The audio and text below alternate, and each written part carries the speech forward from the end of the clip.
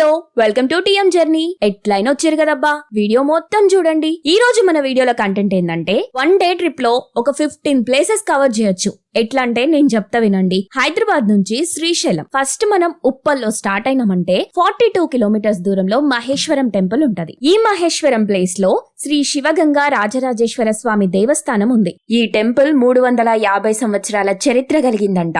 చుట్టూ కొలను, మధ్యలో టెంపుల్. మనం నెక్స్ట్ వెళ్లాల్సిన టెంపుల్ మైసిగండి. మైసిగండిలో మైసమ్మ తల్లి టెంపుల్ ఉంది. ఈ టెంపుల్ ఫేమస్ అని చాలా మందికి తెలిసి ఉంటది. ఆదివారం వచ్చిందంటే చాలు ఈ టెంపుల్ దగ్గర జనం జాతర చేస్తారు. ఇంకా మైసిగండి నుంచి బయలుదేరిన తర్వాత 60 కిలోమీటర్స్ తర్వాత ఉంది డిండి ప్రాజెక్ట్. ఈ ప్రాజెక్ట్ కి మేము పోయిన టైం కి ఫుల్ గా ప్రాజెక్ట్ లో వాటర్ నిండిపోయి బయటికి వస్తున్నాయి. అబ్బా, చూడ్డానికి మాత్రం వ్యూ అద్దరిపోయింది అనుకోండి. ఒకసారి చూడండి, స్లోమోలో ఈ వీడియో తీసినా ఎంత బాగా వచ్చిందో. ఇక్కడ ఫొటోస్ దిగే వాళ్ళకి మాత్రం పండగ అనుకోండి. ప్రాజెక్ట్ చూడడం అయిపోయిందా?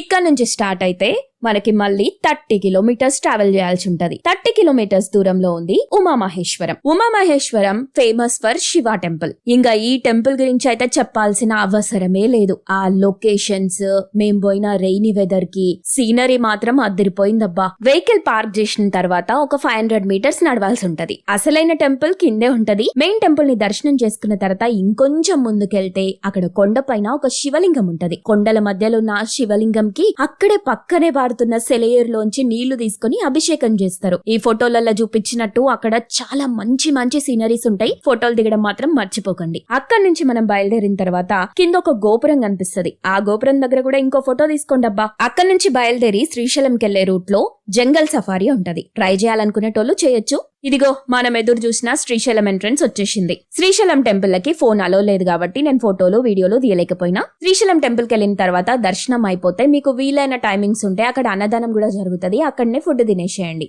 శ్రీశైలం పార్కింగ్ నుంచి జస్ట్ వాకబుల్ డిస్టెన్స్ లోనే మీకు వీరభద్రస్వామి టెంపుల్ ఉంటది. ఆ టెంపుల్ ని దర్శించుకోవడం మాత్రం మర్చిపోవద్దు. ఇక ఇక్కడ నుంచి బయలుదేరిన తర్వాత మనం వెళ్లాల్సిన నెక్స్ట్ ప్లేస్ శ్రీ ఛత్రపతి శివాజీ మహారాజ్ స్ఫూర్తి కేంద్రం. ఈ స్ఫూర్తి కేంద్రం టెంపుల్ దగ్గర నుంచి జస్ట్ 1 కిలోమీటర్ దూరంలోనే ఉంటది. వచ్చే దారిలో మీకు పాలధార, పంచదార, హటకేశ్వరం ఈ అన్ని టెంపుల్స్ కనిపిస్తాయి. వీటికి సంబంధించిన వీడియోస్ అయితే నా దగ్గర లేవు గానీ తప్పకుండా విజిట్ చేయండి. చాలా బ్యూటిఫుల్ ప్లేసెస్.